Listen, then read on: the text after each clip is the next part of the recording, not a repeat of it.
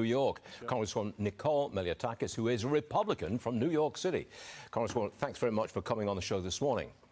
How long is this thing is going to drag on for a couple of years? Trump's going to be in the dock for a couple of years, all the way through primary season, the debate season, and the election season. That's not good. That's good for Biden. Yeah, look, we just lived through 2 sham impeachments, and now this is a sham indictment. Right. And it is the Democrats' latest attempt to undermine our democracy, to weaponize the justice system for political gain, Sure. right? Look what they've done already, and we've been able to stop them. I think it's important for people to know. They tried to pack the Supreme Court. They tried to radically change our election laws. In New York City, they wanted non-citizens to vote.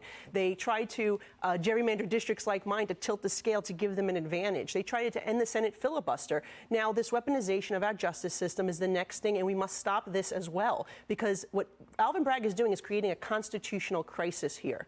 Okay, we are seeing a guy who's not doing his job, which is to protect the people of the city of New York. And a matter of fact, just last week, he released somebody with 90 prior arrests. Somebody who was a career criminal, had a felony robbery charge. He reduced it to a misdemeanor. And now, Alvin Bragg, the same DA, is trying to elevate a misdemeanor to a felony and didn't even name the crime in the indictment.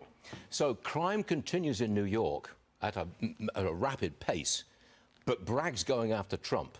And on December the 4th, if the hearing comes back here, and it's supposed to, we're going to be spending a ton of money all over again. I heard an estimate of $200 million for yesterday's performance. Yeah, they're putting their time, their resources, taxpayer money for something that there's no victim, by the way. When you have thousands of victims here in the city of New York who are not seeing their perpetrator being held accountable. This Alvin Bragg, by the way, has reduced 1,100.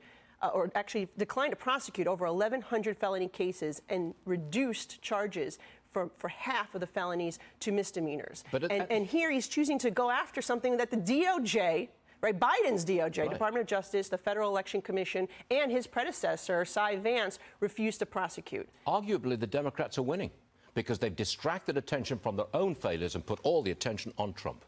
Look, they're not winning, and just like they weren't successful in packing the court and making those radical election law changes and allowing non-citizens to vote, we stopped them. We're going to have to do it now, too, because this truly is the future of this country. If we're going to see prosecutors who have no jurisdiction starting to, make up crimes that the federal agencies refuse to prosecute, well, that's going to be a dangerous precedent. Do you get Trump elected? No, I think we're going to see that Trump, at the end of the day, will be vindicated here.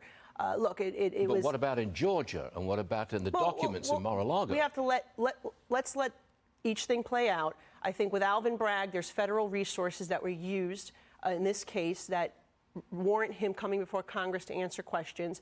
But I do see that this is not a good case at all. It's a flimsy case. It's a bare bones case. You've heard all those things, True. even from CNN, by the way. Yeah. And therefore, we're going to see this.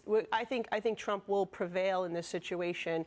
And people know what Bragg is all about. And he is highly partisan, rogue DA who must be held accountable, which is why I introduced the Prosecutors Must Prosecute bill to expose them. Nicole Malliotakis, thanks very much for being with us this morning. Very important day, and we appreciate you being here. Thank you. Thanks a lot.